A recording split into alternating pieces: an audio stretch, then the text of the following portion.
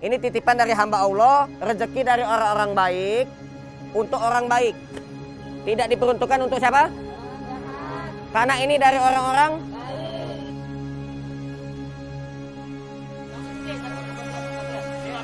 Auzubillahi minasyaitonirrajim. Masalul ladzina yunfikuna amwalahum fi sabilillah kamasali habbatin ambatat sab'a sanabila fi kulli sumbulatin mi'atu habba. Wallahu yudha'ifu liman yasha. Wallahu wasi'un alim. Orang-orang yang menginfakkan hartanya ke jalan Allah bagaikan satu butir yang Allah tumbuhkan menjadi 7 tangkai. Dari tiap-tiap 7 tangkai ini Allah lipat gandakan tumbuh menjadi 100 butir bagi setiap yang Allah kehendaki. Sungguh Allah Maha luas, Maha mengetahui.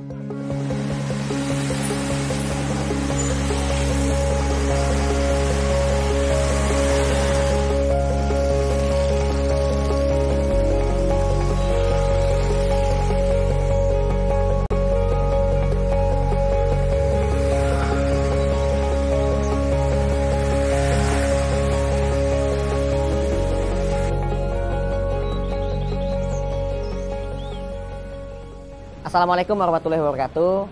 Nama saya Aditya Prayoga, pendiri rumah makan gratis. Nenek, apa kabar nenek? Sehat? Alhamdulillah. Usia saya sekarang 29 mau masuk 30. Waktu kecil saya dikenal sebagai anak nakal karena saya suka berantem. Saya suka berantem, terus dikit-dikit berantem, pokoknya di sekolah aja berantem terus saya. Makanya saya dikenal nakal. Bapak saya supir angkot. Kalau nggak bawa angkot, bawa bis kota. Miskin, ngontrak. Ngontrak rumah sepetak juga di Palembang sama, nggak punya rumah. Kami 5 bersaudara, saya anak paling tua, adik saya 4. Makanya saya merantau ke Jakarta. Karena saya di Palembang, saya dinilai nakal. Tamat SD.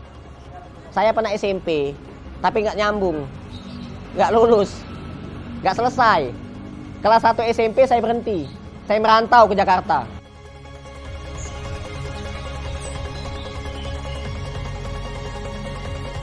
Saya nggak melanjutkan SMP. 1, saya nggak punya duit. Saya merasa saya orang miskin.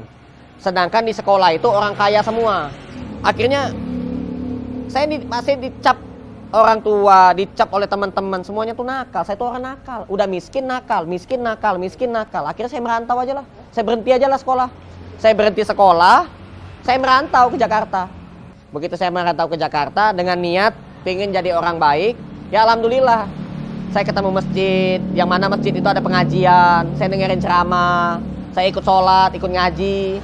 Terus gak lama kemudian lagi saya ketemu jodoh, soleha, orang pengajian. Tiap hari ngaji, terus baca Quran. Masya Allah, saya tuh kalau ngelihat perempuan baca Quran, luluh hati saya gitu kan. Dari Palembang, naik truk, gentol mobil truk, bawa duit cuma 30.000. Begitu pas sampai Jakarta habis duitnya, nggak punya duit sama sekali. Begitu pas baru nyampe ke Jakarta, saya nggak kemana-mana, tidur di bawah jembatan 5. Nah, pas pagi-pagi jam 4 subuh, saya diusir oleh yang punya toko. Begitu saya pergi, ketemulah sebuah masjid. Di masjid itu banyak banget koran-koran. Saya pikir ini gratis atau apa, ini korannya banyak banget gitu. Memang buat dibagi-bagiin ternyata. Nah, saya bawa. Saya ambil 1 ikat, saya jual 500 perak aja pak, buat makan pak, saya bilang. Dibeli sama sopir pribadi, padahal itu kawan gratis. Dia lumayan lah, buat nyambung hidup lah gitu kan. Nah, terus saya jaga parkir. Jadi kalau hari Minggu itu kan di gereja itu kan ada acara kan, Sabtu Minggu ada acara di gereja kan itu kan. Saya cari itu gereja. Kalau hari Jumat ada masjid, Jumat kan rame tuh, ada masjid, saya jaga parkir. Dapat duit 30.000, 40.000 ya lumayan buat makan, buat nyambung hidup. Ya selama itu ya gitu-gitulah. Di mana aja, kadang di masjid, kadang di terminal, kadang di stasiun tidur, kadang di halte busway, kadang di bawah jembatan, di mana aja.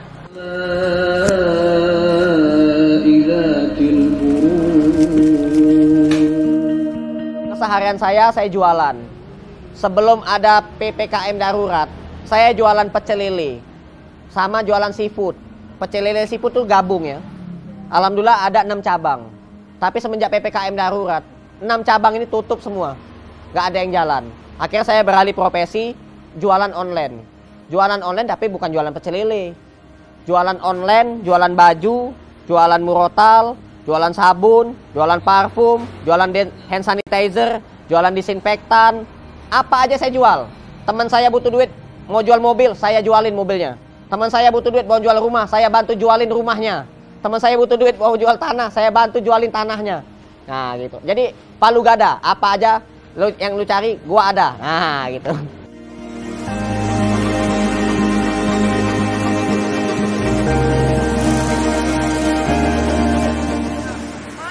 Banyak banget dapat longsor hari ini.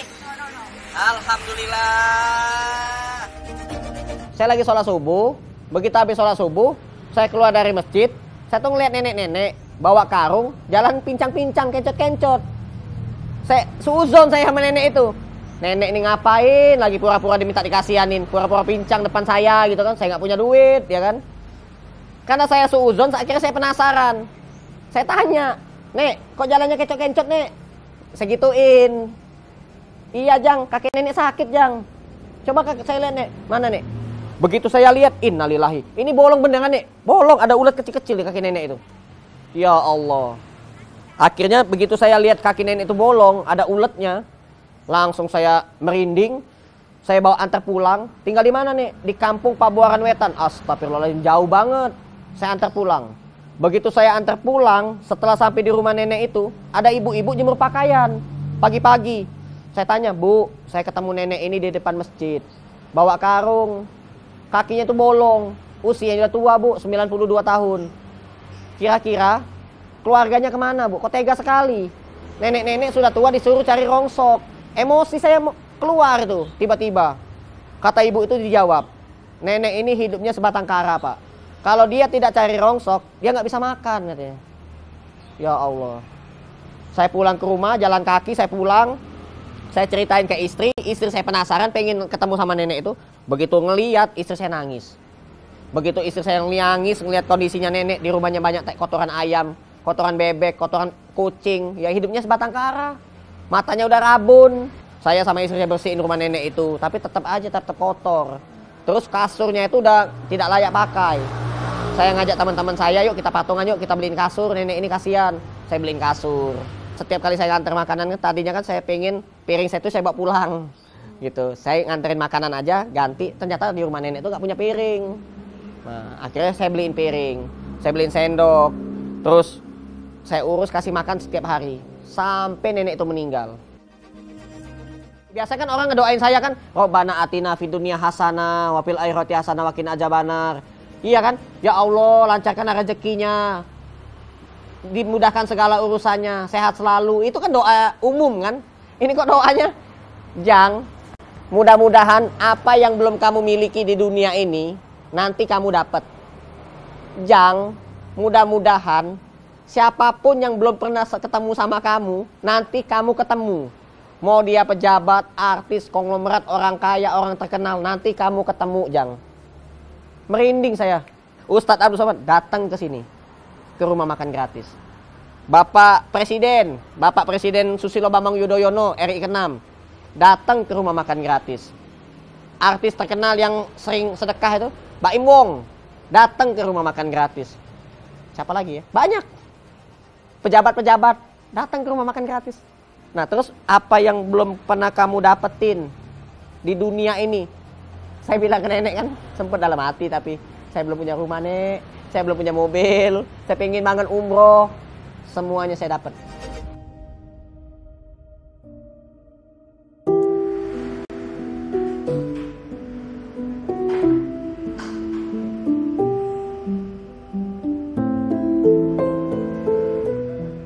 Terus ada ibu-ibu sakit kanker, sudah stadium 4.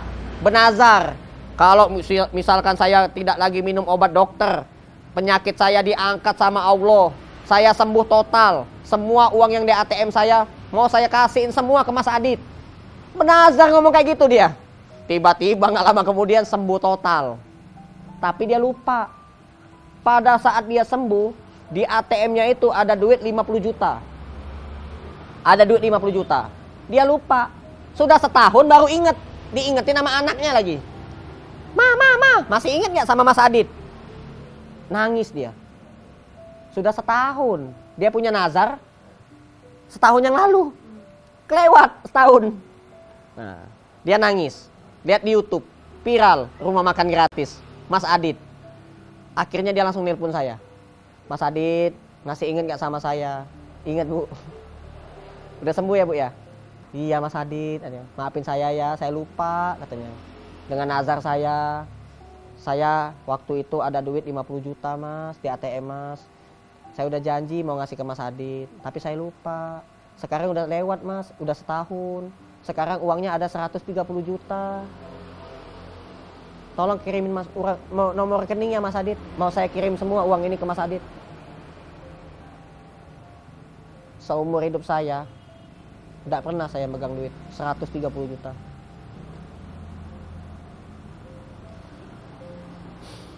Saya selalu nangis kalau ingat itu.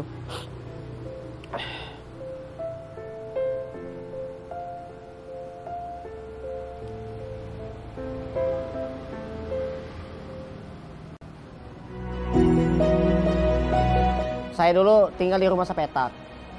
Saya buka makan gratis di depan rumah saya. Karena rame, Pak RT negur saya. Mas Adit, pindahin aja makan gratisnya ke aula kampung. Jadi di aula kampung itu dimanfaatkan, dijadikan tempat makan gratis. Aula kampung tidak nampung karena terlalu rame. Akhirnya saya bangun sendiri. Rumah makan gratis dari bambu dulu. Saya bangun sendiri dari bambu. Setelah dari bambu saya bangun, akhirnya tanahnya itu punya orang yang tadinya orang itu mau ngizinin bangun di situ 10 tahun. Sampai 20 tahun nggak bakal digusur, nggak bakal diusir, nggak bakal dibongkar. Akhirnya baru setahun, belum nyampe setahun, dibongkar. Saya pindah lagi, alhamdulillah dikasih tempat oleh Pak Lurah di pinggir jalan raya di Desa Ciangsana nomor 1. Nah saya bangun di situ. Saya ngumpulin uang lagi, saya jual motor, saya bangun. Setelah saya bangun di situ, saya masih ngontrak di Ciangsana. Sampai sekarang saya belum punya rumah.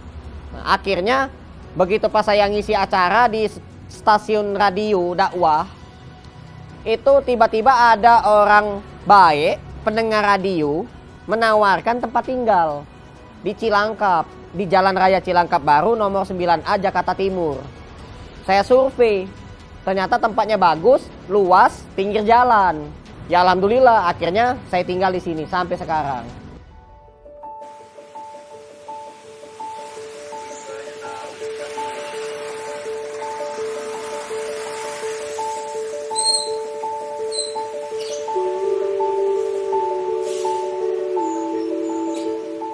Rumah makan gratis ini berdiri sejak tahun 2016. Alhamdulillah sampai sekarang itu jalan terus, alhamdulillah. Awalnya berdua aja sama istri. Pertama kalinya, lama-kelamaan ketemu Bibi, ketemu Bu Nayaka ini, ketemu si Bu Luki, ketemu ibu saya juga. Ibu saya dari kampung datang ke sini, ngurusin rumah makan gratis yang di Ciangsana. Sekarang kan ibu saya kan tadinya di kampung. Gitu. Bapak saya meninggal, ibu saya datang ke sini. Awalnya dana saya pribadi. Saya jualan, dari hasil saya jualan, saya kembangkan. Itu sedekahin semua sebagian, terus sebagian lagi buat anak istri saya. Nah, setelah saya buka rumah makan gratis tuh alhamdulillah juga adik-adik saya, keluarga saya, kan ada yang kerja, ikut ngebantuin. Nah, dari keluarga saya yang mensupport, lama-kelamaan teman-teman saya juga ikut bantu.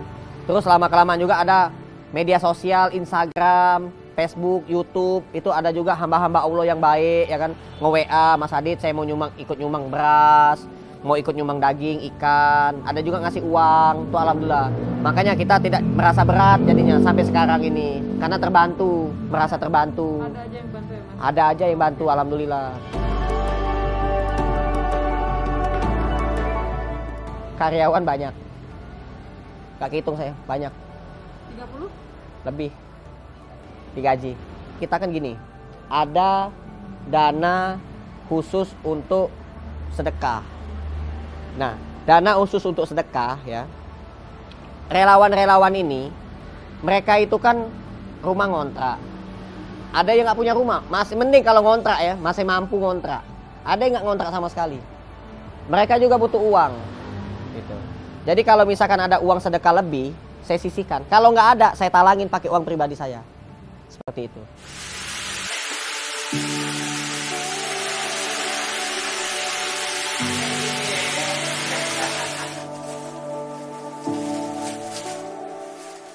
Ciang Sana, Depok, Pasar Minggu, Cilangkap, Jati Sampurna, ini saya juga. Jadi kita masak yang banyak, makanan itu kita bungkus, kita antar ke Ciang Sana, ke Depok, ke Pasar Minggu, ke Jati Sampurna, sama untuk yang di rumah makan gratis Cilangkap ini. Ya masaknya ya di rumah makan gratis Cilangkap. Kenapa kami masak di rumah makan gratis Cilangkap? Satu, dapurnya luas, bersih, ada anak santri yang bisa bantu-bantu gitu. Dan tim masaknya semuanya komplit di Cilangkap ini. Baru nanti dioper-oper. Baru kita oper-oper.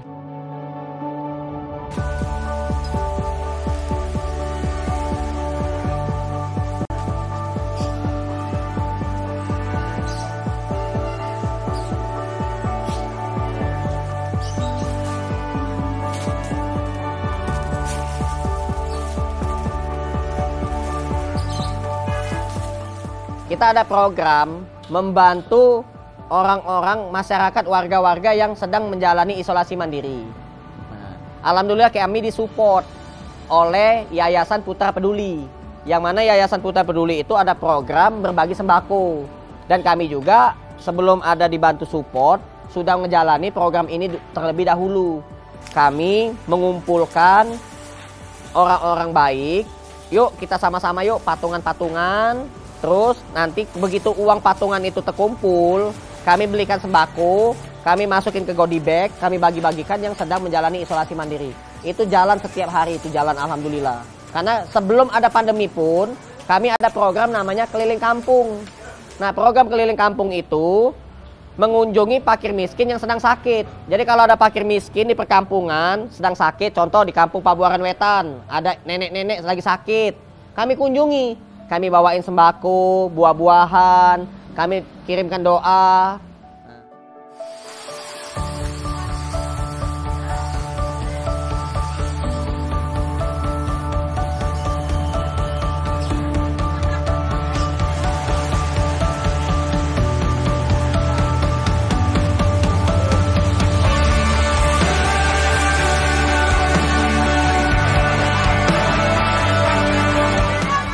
Jadi kalau ada anak kecil, yatim piatu atau yatim, nggak punya orang tua, nggak punya tempat tinggal, ataupun tinggal sama neneknya, ya kan? Neneknya merasa keberatan, oh jangan, titipin aja ke sini. Titipin aja ke sini, kami menampung. Kami menampung anak-anak yatim piatu dan juga anak yatim yang nggak punya orang tua. Kami tampung di sini, kami asuh, kami urus, kami rawat, kami jaga. Nanti mereka itu belajar bahasa Inggris, belajar bahasa Arab, belajar Al-Quran, belajar tauhid, belajar fikih, tidur di sini, makan di sini, dapat uang jajan, di sini kami urus. Saya jadiin anak saya. Kita bikin barisan yang rapi ya. Kayak pacaran.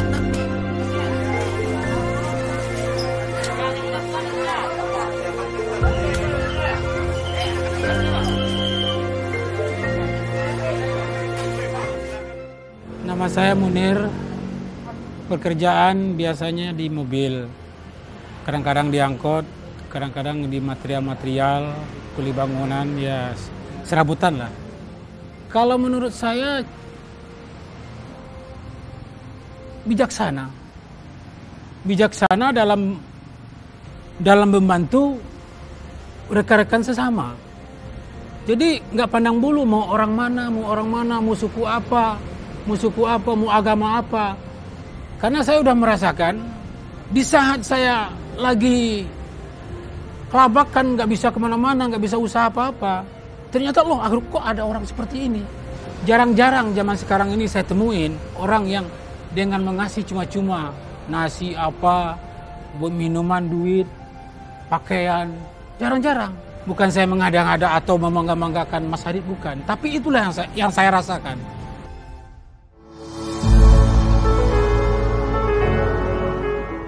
Nikmat terbesar yang saya rasakan itu betul-betul yang nggak bisa dibeli dengan uang. Yang pertama dikasih sehat. Yang kedua saya dikasih anak. Kan saya kan nggak bisa punya anak. Saya mandul tadinya. Yang ketiga ya, nikmat yang paling terbesar yang saya rasakan itu 3K. Ketenangan, kebahagiaan, keberkahan. Tiga-tiganya saya dapat. Saya merasa hidup saya tenang, saya merasa hidup saya bahagia, dan saya merasa hidup saya itu berkah. Alhamdulillah.